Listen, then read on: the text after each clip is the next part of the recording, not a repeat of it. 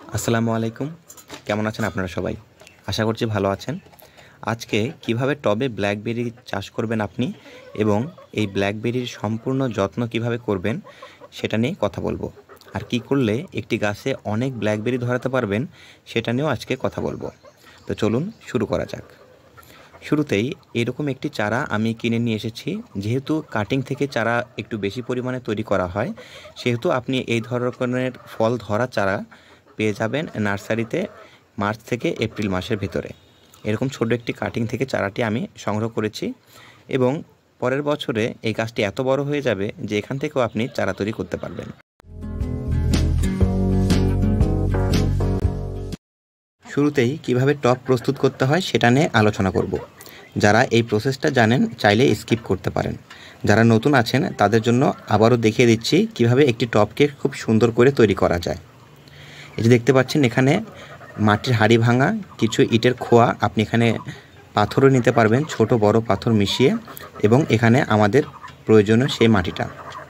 এখানে রয়েছে 40 ভাগ গোবর সার, 40 ভাগ সাধারণ মাটি এবং 20 ভাগ পরিমাণ ধানের তুষ বা ধানের যে চিটা আছে সেটা। আপনি এখানে কোকোপিটও ব্যবহার করতে পারেন, সাথে চাইলে মোটা বালিটাও ব্যবহার করতে পারেন। আমি সবসময় বলি একটি আদর্শ টবের 3 জায়গায় ছিদ্র থাকার দরকার পড়ে। একটা হলো একেবারে নিচে এবং আর দুইটি হলো দুই পাশে। দেখতে পাচ্ছেন সবসময় সব রকম ছিদ্র আপনার করা থাকবে না। আমি একটি ভিডিও করেছি কিভাবে হাতে ছিদ্র করতে পারবেন টবটাকে না ভেঙে ফেলেই, সেটা আপনি দেখতে পারেন। যেখানে দেখতে পাচ্ছেন আমি মোটা চাকুর আগা ঘুরিয়ে ঘুরিয়ে এভাবে আমি ছিদ্রগুলো করে ফেলেছি। এখানে নিচে 3টে ছিদ্র রেখেছি এবং দুই সাইডে 2টি ছিদ্র করে রেখেছি, যেগুলো দুই পাশের যেই ভেন্টিলেশন বা পানির জন্য যে ধরনের ড্রেনেজ ব্যবস্থা আছে সেগুলোর জন্য খুব ভালো ব্যবহার হবে। এবং নিচের যে ছিদ্রগুলো আছে সেগুলোকে আমি এরকম মাটির হাঁড়ি ভাঙাগুলো দিয়ে ঢেকে দেব।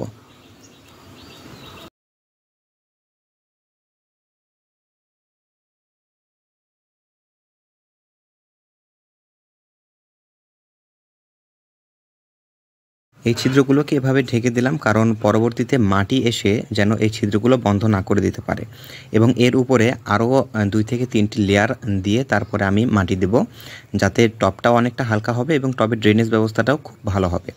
দেখতে পাচ্ছেন এখানে আমি ইটের খোয়া দিচ্ছি, আপনি চাইলে বড় পাথরটাও দিয়ে দিতে পারেন, বা স্টোন চিপ যেগুলো আছে সেগুলো হাতের কাছে যেটাই থাকুক সেটা এভাবে দিয়ে একটি লেয়ার আপনি দিয়ে দিতে পারেন এরকম সাইজের।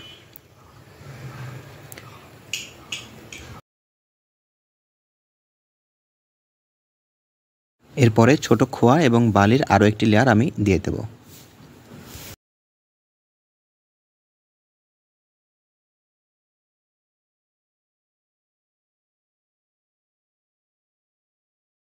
মোটা বালি এবং ছোট খোয়াগুলো দিয়ে দেওয়ার পরে এটার ভিতরে পানি ঢালার প্রয়োজন পড়বে, কারণ যখনই পানি ঢালবো ঠিক তখনই এই বালিগুলো নিচে গিয়ে যে বড় পাথর এবং ছোট পাথরগুলো রয়েছে বা খোয়াগুলো রয়েছে সেগুলোকে খুব সুন্দর করে ধরে রাখবে। এই যে দেখতে পাচ্ছেন পানিগুলো দিয়ে দিচ্ছি, সাথে সাথে দেখবেন বালিগুলো আর দেখা যাচ্ছে না, সেগুলো নিচে গিয়ে এই পুরো জিনিসটাকে খুব সুন্দর করে ধরে রাখছে। এবং দেখতে পাচ্ছেন নিচ দিয়ে পানিগুলো বের হয়ে যাচ্ছে, যার মানে হলো ড্রেনেজ ব্যবস্থা এখন থেকেই খুব সুন্দর করে আছে এবং এগুলো এভাবে বের হয়ে যাবে। যদি বের না হতো তাহলেই বুঝতেন যে সমস্যা আছে। এবার এরপরে যেই মাটিটা রয়েছে সেই মাটিটা আমরা দিয়ে দেব এবং খুব সুন্দর করে চেপে চেপে মাটিটা দিয়ে দিতে হবে, যেন এর ভেতরে কোনো রকম এয়ার পকেট বা বাতাস না থাকে।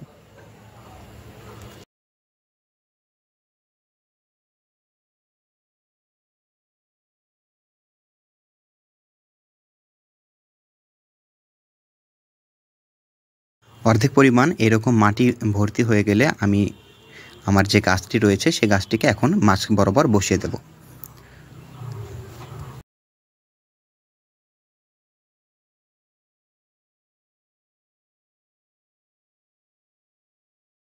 দেখতে পাচ্ছেন যে মাটিটা ছিল সে মাটি সমেত মাছ বরাবর বসিয়ে দিয়েছি।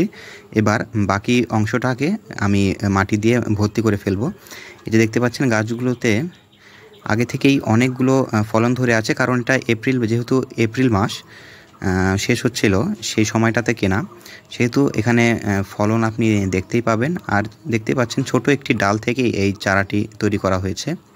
এবং পরবর্তীতে এই গাছটি বড় হয়ে লতিয়ে কিন্তু আরও বড় হয়ে যাবে এবং আগামী ডিসেম্বর মাসের দিকে আপনাকেও এভাবে ছাঁটাই করে দিতে হবে যেন পরবর্তীতে খুব ভালো পরিমাণ ফলাফল আসে। অনেকে ফেব্রুয়ারির দিকেও ছাঁটাই করে থাকে এবং এই কাটিংগুলো রেখে দিয়ে সেখান থেকে চারাও তৈরি করে থাকে। বাকি অংশটাতে মাটি দিয়ে একেবারেই ফুল পানি দিয়ে দিয়েছিলাম, যে দেখতে পাচ্ছেন অনেকটা ভেজা ভেজা আছে। শুরুতে এরকম পানি দিয়ে দিতে হয়। তো এবার আসি কোন জায়গাটাতে এই গাছটি রাখবো এবং কেমন পরিচর্যা এই গাছটির দরকার পড়ে। এই গাছটি ফুল সানলাইটে খুব ভালো হয়। যখনই লাগাচ্ছেন সাথে সাথে সানলাইটে দিয়ে দেবেন না, তাহলে গাছের পাতাগুলো অনেকটা নুয়ে পড়বে। যখন এই টবে লাগাচ্ছেন, এই গাছটির প্রতিস্থাপন হচ্ছে, সেই সময়টাতে আপনি 2 থেকে 3 দিন ছায়াতে রাখবেন, তারপরে একেবারেই ফুল সানলাইটে রেখে দেবেন। সারা জীবন এভাবে ফুল সানলাইটে রেখে দিলেও কোনো রকম সমস্যা হবে না। এবং এই গাছটি কিন্তু অনেকটা হার্ডি প্ল্যান্ট, অনেক চিন্তা করার দরকার নেই। যদি গাছের পাতাটা একটু নুয়ে টুয়ে যায়, তাহলে পরে পানি দিয়ে ভিজিয়ে দেবেন বা একটু ছায়াতে রাখবেন, দেখবেন পরবর্তীতে ঠিক হয়ে যাচ্ছে, কোনো সমস্যা হবে না। তো এই গাছে কি কি ধরনের সমস্যা হতে পারে?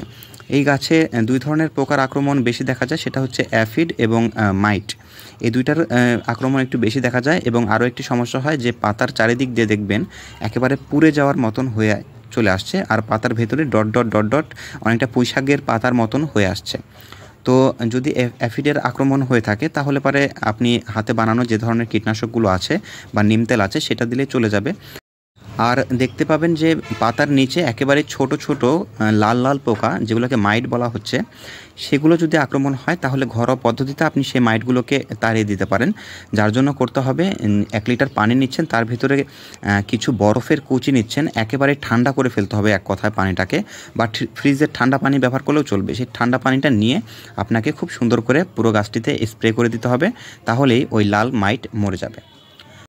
এরপরে এই গাছটিতে আরও একটি সমস্যার কথা বললাম, সেটা হলো পাতার চারিদিকে পুড়ে যাওয়ার মতন হচ্ছে, বা পাতার ভেতরে ডট ডট স্পট পড়ে যাচ্ছে পুঁইশাকের মতন। তাহলে কি করবেন? তাহলে অনেকেই হয়তো বলবে যে ছত্রাকনাশক দিতে। অবশ্যই আপনি সেই সময়টাতে ছত্রাকের আক্রমণও হয়ে থাকে, ছত্রাকনাশকটা তো নিয়মিত স্প্রে করবেনই 7 দিন অন্তর অন্তর। আর যেটা হচ্ছে যে ওই পাতার চারিদিক দিয়ে যদি পুড়ে পুড়ে যাওয়ার মতন হয়ে থাকে, তাহলে অনেকেই বলবে যে এমওপি বা আমরা যে লাল সারটা কিনে থাকি, রাসায়নিক সার, পটাশ সার, সেটা দিতে। তো আপনি সেটা না দিয়ে যদি দোকানে গিয়ে বলেন এসওপি, সেই সারটা দিতে, তাহলে পরে হয়ে যাবে। ওই লাল সারের বদলে এসওপি দিলে এই গাছে খুব ভালো কাজ করে। এবং সচরাচর একটু অ্যাসিডিক মাটি প্রয়োজন হয় এই গাছের জন্য। আপনি যখনই সার দিচ্ছেন বা গাছের পরিচর্যা করার কথা ভাবছেন, প্রতি মাসে মাসে আপনি জৈব সার দেওয়ার কথা ভাবছেন, সেই সময়টাতে যদি গোবর সার দিয়ে দেন, তাহলে হয়ে যাবে। এবং এই গোবর সার দেওয়ার ফলে মাটির অ্যাসিডিকের পরিমাণটা অনেকটাই বাড়বে, এবং যার ফলে গাছের ফলন অনেকটাই ভালো হবে। তো ধন্যবাদ সবাইকে এই ভিডিওটি দেখার জন্য। যাদের বাসায় গাছটি আছে, তারা হয়তো জানেন এই ফলটির স্বাদ কেমন। আর যাদের কাছে নেই, তাদের বলবো যে অবশ্যই আপনি একটি ফল গাছ রেখে দেন। বিদেশি ফল গাছ আগে আমরা শুধু টিভিতে দেখতাম, এখন আমাদের দেশেও হচ্ছে। দেখতে পাচ্ছেন এই গাছটিতে কতটা ধরে রয়েছে আর এটি যেহেতু সিম গাছের মতন অনেকটা বড় হয়, সেহেতু অনেক পরিমাণ ফলন আপনি টবের ভেতরে পেয়ে যাবেন, বা আপনি যদি উঠানে লাগান তাহলে পেয়ে যাবেন। তাই আমি সবাইকে বলবো এরকম একটি গাছ আপনি অবশ্যই রাখবেন বাসায়। আজ এই পর্যন্তই। আসসালামু আলাইকুম।